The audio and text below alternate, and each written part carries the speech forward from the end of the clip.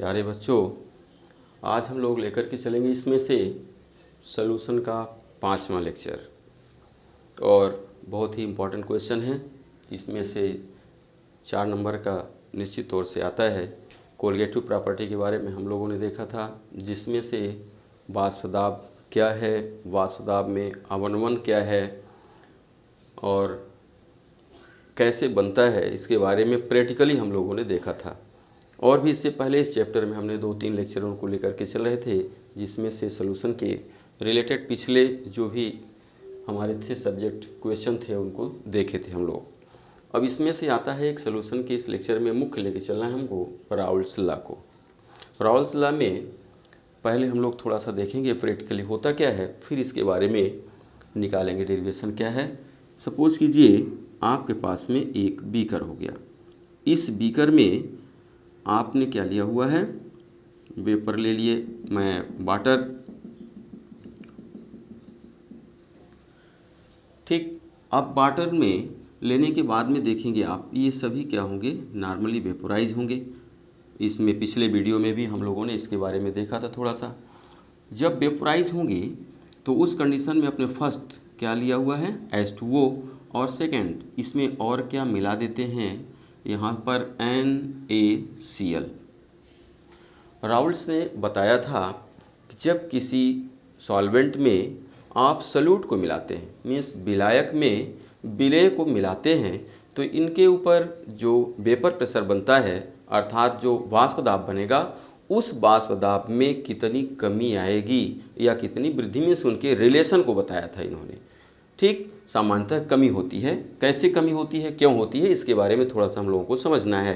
अर्थात सिंपल से लेकर चलते हैं कि जब किसी भी प्योर सॉल्वेंट में आप किसी सॉल्यूट को मिला देते हैं तो इसके वेपर प्रेशर मीन्स जो विलयन हमारा बनेगा उसके वेपर प्रेशर में जो कमी होती है, लोअरिंग होती है, वो क्यों होती है और कितना होती है। ठीक, तो ध्यान दें, इसमें थोड़ा सा हम लोग देखते हैं। यहाँ पर पहले सपोज कीजिए पहले इसमें क्या था, जब हमने प्योर सॉल्वेंट को लिया था, वाटर के पूरे मॉलिक्यूल्स थे, उसमें इनके टोटल वेपराइज होकर के ऊपर मॉलिक्यूल्स जा रहे थे। ठीक, सपोज कीजिए हमने यहाँ पर ले लिया 50 मॉलिक्यूल्स ऊपर की ओर जा रहे थे। लेकिन अब नेक्स्ट वेपर जब आपने इसमें मिलाया NaCl को, तो NaCl को मिलाने के बाद ध्यान देंगे यहाँ पर कुछ स्थानों में NaCl के पार्टिकल्स आ जाएंगे। सपोज कीजिए यहाँ पर NaCl आ गया और NaCl के जहाँ पर पार्टिकल्स होंगे वो वाटर के मॉलिक्यूल्स को ऊपर जाने से रोक देंगे, जिसके कारण सपोज कीजिए पहले इसमें 50 मॉलिक्यूल्स बाहर जा रहे थे। अब यदि इसमें से 20 मॉलिक्यूल्स इसमें से नमक के ऊपर आ गए तो 20 तो रुक जाएंगे ना। अब इसमें वनली कितने जाएंगे ऊपर, आपके 30 मॉलिक्यूल्स ही ऊपर जाएंगे। अर्थात जब ऊपर 30 मॉलिक्यूल्स जाएंगे तो वेपर जो बनेगा ऊपर से प्रेशर जो आएगा वो कितने का बनेगा, 30 का। पहले कितने का बन रहा था, 50 का। अर्थात क्या देखें हम लोग, मीन्स जब इसमें वाटर मॉलिक्यूल्स ऊपर कम जाएंगे प्रेशर कम बनेगा, और जब ज़्यादा जाएंगे तो प्रेशर ज़्यादा बनेगा। अब जब हमने इसको नहीं मिलाया तो उस समय पर 50 बन रहे थे, अर्थात ज़्यादा वेपर प्रेशर बन रहा था। जब हमने इसमें सॉल्यूट को मिला दिया तो उस कंडीशन में क्या हो गया, ये रोक देता है, और इस नॉन वोलेटाइल सॉल्यूट के रोक देने के कारण वेपर प्रेशर वाटर का क्या हो गया, कम हो गया। अर्थात सॉल्वेंट का वेपर प्रेशर कम हो जाता है। फिर से एक बार हिंदी में देखेंगे इसको। किसी भी विलयन में जब अवाष्पशील विलेय को मिला देते हैं हम, तो उस समय पर क्योंकि अवाष्पशील विलेय के कण जल के सतह में आ जाते हैं, जिससे जल के सभी अणु ऊपर की ओर नहीं जा पाते, और इस प्रकार इसके वाष्प दाब में कमी आ जाती है। इसको कहते हैं हम वाष्प दाब में अवनमन। क्या कहेंगे इसको, वाष्प दाब में अवनमन अर्थात कमी। अब राउल्ट्स ने इसके लिए अपना एक ला दिया था। अब हमको ये देखना है कि ये जो कमी आ रही है ये कितने के रिलेशन में किस में है। तो ध्यान देंगे अब फिर से थोड़ा सा, इसमें आप जितना ज़्यादा इसको मिलाते जाएंगे तो वाष्प दाब में आपके उतना ही ज़्यादा कमी होती जाएगी, और विलेय को आप जितना कम मिलाएंगे वाष्प दाब में उतने ही कम कमी आएगी। ठीक, तो अर्थात इसमें से क्या बताए थे ये राउल्ट्स ने, क्या बताया था। अब यहाँ पर देखिए पहले आप टेम्परेचर को कांस्टेंट कर दीजिए, अर्थात क्या हो गया, निश्चित ताप पर ध्यान देंगे। यदि आप तापमान को बढ़ाएंगे तो वाटर मॉलिक्यूल्स क्या होंगे, मूवमेंट इनका बढ़ेगा और जल्दी जल्दी ये ऊपर जाना स्टार्ट करेंगे। अर्थात सबसे पहला कंडीशन आप क्या करेंगे, वाटर मीन्स टेम्परेचर को कांस्टेंट कर देंगे।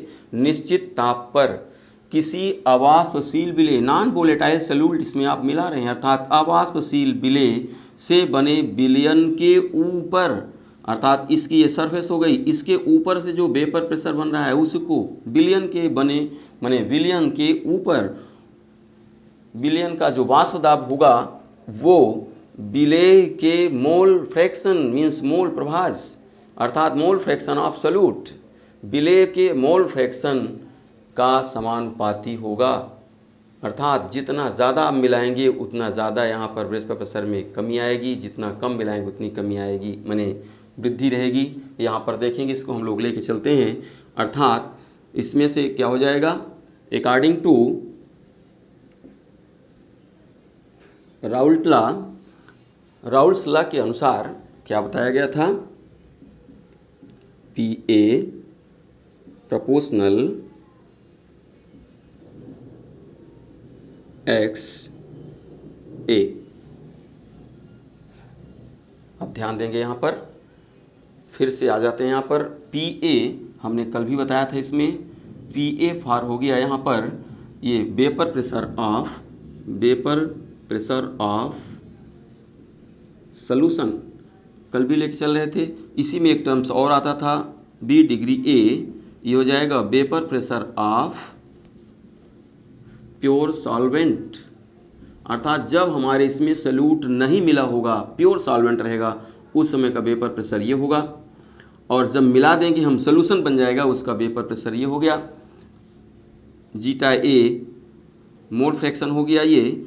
तो यहाँ पर क्या हो जाएगा, मोल फ्रैक्शन ऑफ क्या है A, सॉल्वेंट हो गया, सॉल्वेंट हो गया।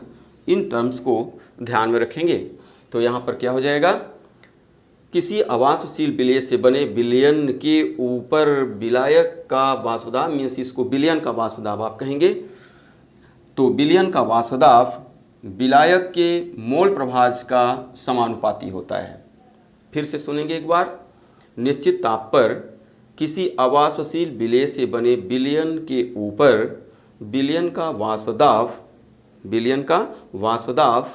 विलायक के मोल प्रभाज के समानुपाती होता है, प्रोपोर्शनल होता है। ठीक, मीन्स क्या हो जाएगा, इसमें vapour pressure of solution directly proportional to mole fraction of solvent.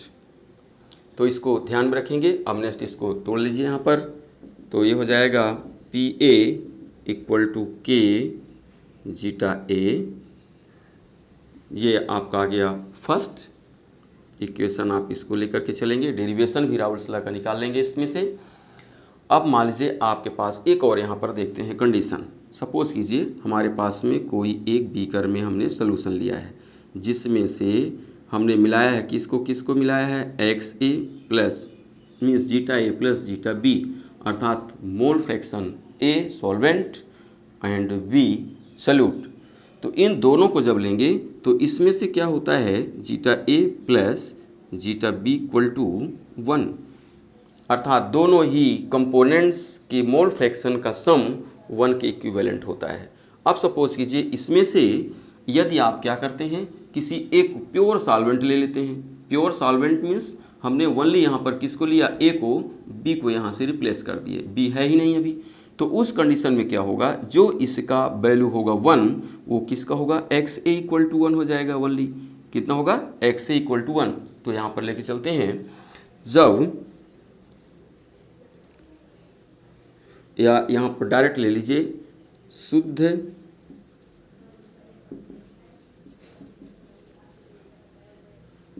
विलायक के लिए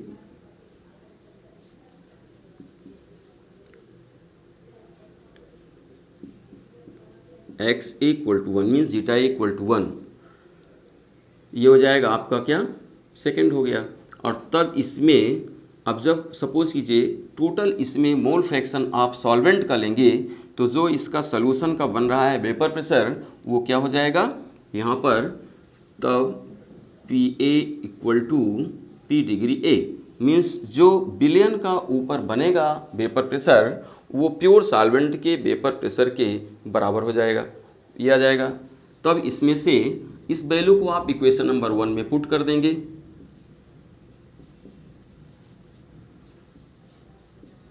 समीकरण 1 से समीकरण में लेके चलेंगे आप।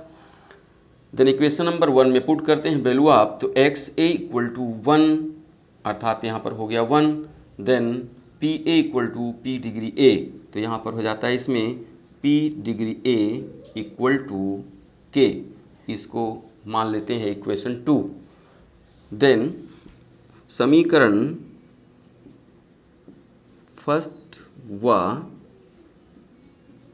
सेकेंड, अब इसमें से इन दोनों को देखते हैं क्या निकलता है। इसमें पी ए इक्वल टू, इसमें हो जाएगा क्या, के स्थान पर आप पुट करेंगे वैल्यू इसकी पी डिग्री ए जीटा ए, ये हो जाएगा अवाष्पशील विलेय से बने विलयन के लिए राउल्ट्स का लॉ। अब इसके बाद थोड़ा सा देखते हैं हम लोग, जब मान लीजिए इसमें आप वोलेटाइल सॉल्यूट को मिक्स करते हैं, वोलेटाइल सॉल्यूट को मिक्स करने पर अब यहाँ फिर से कंडीशन हम लोगों का बदल जाएगा। जैसे मान लीजिए आपने इसमें मिला दिया क्या, कैरोसिन मिला दिया, कैरोसिन जब मिलाएंगे मिट्टी का तेल, अब यहाँ पर ध्यान देंगे फिर से थोड़ा सा इसका स्टेप बदल चुका है। यहाँ पर जब हम मिला देते हैं कैरोसिन को, तो क्योंकि दोनों ही वोलेटाइल हैं, वाटर और साथ साथ कैरोसिन, ये मान के चलेंगे कैरोसिन पार्टिकल्स 20-20 में आ गए। अब होगा क्या इस कंडीशन में, वाटर एंड कैरोसिन ये दोनों ही इसमें से क्या होंगे, ऊपर की ओर जाएंगे और ऊपर से जाकर के फिर से, जैसे इसको नेक्स्ट पिछले वीडियो में हम लोग देख रहे थे, जब ये क्लोज रहेगा तो इक्विलिब्रियम स्टेट पर ये अपना एक प्रेशर बनाएंगे, वेपर प्रेशर बनाएंगे। अब उस वेपर प्रेशर कंडीशन में आपको ये थोड़ा सा देखना है बारीकी से कि जो वेपर प्रेशर ऊपर बन रहा है वो किसका बन रहा है। तो ध्यान दें, जब हम यहाँ पर वोलेटाइल लिए हुए हैं, वोलेटाइल कंपोनेंट्स हमारा रहेगा, तो उस कंडीशन में दोनों के वेपर ऊपर जाएंगे और जो वेपर प्रेशर बनेगा वो दोनों का ही रहेगा उसमें। अब देखिए कितना किसका बनता है। तो इसके लिए राउल्ट्स ने क्या बताया, अपने से देखना है प्रैक्टिकली। आप देखिए कि जब यहाँ पर वाटर आप ज़्यादा लेंगे, कैरोसिन का इसमें क्वांटिटी आप कम लेंगे, तो ऑलरेडी क्लियर है कि वाटर के मॉलिक्यूल्स ज़्यादा जाएंगे, कैरोसिन के कम जाएंगे, अर्थात वाटर का वेपर प्रेशर ज़्यादा, कैरोसिन का कम रहेगा। लेकिन यदि कैरोसिन को ज़्यादा ले लिए और वाटर को थोड़ा सा कम कर दिए, तो कैरोसिन के ज़्यादा हो जाएंगे और वाटर के कम हो जाएंगे। तो क्या निकलता है इसमें से, निश्चित ताप पर, टेम्परेचर को आपको कांस्टेंट ही रखना है, निश्चित ताप पर किसी वाष्पशील विलेय से बने विलयन के ऊपर, विलेय से बने विलयन के ऊपर दोनों घटकों का वाष्प दाब, दोनों घटक मीन्स क्या होंगे, एक होगा सॉल्वेंट और एक होगा सॉल्यूट, मीन्स एक विलायक और दूसरा होगा विलेय, क्योंकि दोनों ही ऊपर जा रही हैं वाष्प। तो दोनों घटकों का वाष्प दाब उनके मोल फ्रैक्शन का डायरेक्टली प्रोपोर्शनल होगा, अर्थात जिसकी जितनी मोल फ्रैक्शन होगी उसका वेपर प्रेशर भी उतना ही बनेगा। जैसे यहाँ पर बन रहा था, या आपके सोल्यूशन में ऊपर देख रहे थे आप कि सोल्यूशन का जो मोल फ्रैक्शन था, सॉल्वेंट आपका था, यहाँ वोलेटाइज हो रहा था, वाष्पशील था, अर्थात इसका ही बन रहा था वेपर प्रेशर में, तो वो बन रहा था डायरेक्टली इसके मोल फ्रैक्शन के प्रोपोर्शनल। सेम उसी कंडीशन में यहाँ पर भी आ जाता है। तो इसको नेक्स्ट में लेकर के चलते हैं हम लोग। ये था हमारा वाष्पशील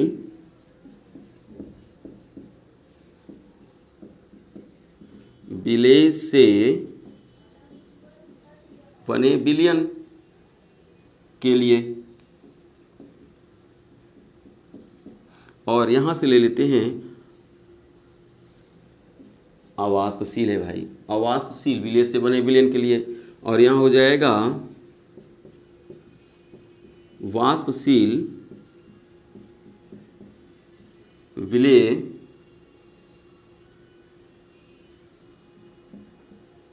से बने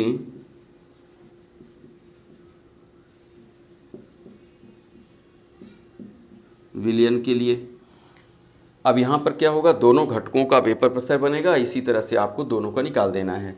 तो यहाँ पर क्या निकल जाएगा, एक PA equal to P degree A mole fraction of A and PB equal to P degree A mole fraction of B। तो ये दोनों ही निकल जाएंगे किसके लिए, अर्थात जो इसमें सॉल्वेंट होगा तो उससे वेपर प्रेशर जो बनेगा वो सॉल्वेंट, प्योर सॉल्वेंट के वेपर प्रेशर वह उसके मोल फ्रैक्शंस के मल्टीप्लाइज के इक्विवेलेंट होगा। और दूसरा जो सल्यूट होगा, सल्यूट का जो वेपर प्रेशर होगा वो भी सल्यूट, यहाँ पर क्या आ जाएगा, प्योर सल्यूट के वेपर प्रेशर और उसके मोल फ्रैक्शन के मल्टीप्लाइज की इक्विवेलेंट होगा। तो इस तरह से इसमें हम लोग क्या देखेंगे, क्या देखें, ये राउल्ट्स ने अवाष्पशील एवं वाष्पशील मीन्स नॉन वोलेटाइल और वोलेटाइल सल्यूट से बने सॉल्यूशन के लिए क्या ला दिया अपना, उसके बारे में हम लोगों ने देखा था। अब इसमें नेक्स्ट वीडियो में तुरंत अभी इसके आगे लेके चलेंगे relative lowering of vapour pressure from Raoult's law. तो थोड़ा सा रेस्ट ले लें आप, इसके बाद तुरंत फिर स्टार्ट करेंगे। Thank you. चैनल को सब्सक्राइब कर लेंगे यदि नहीं किए हैं तो, और यदि किए हैं थोड़ा सा लाइक कर लीजिएगा।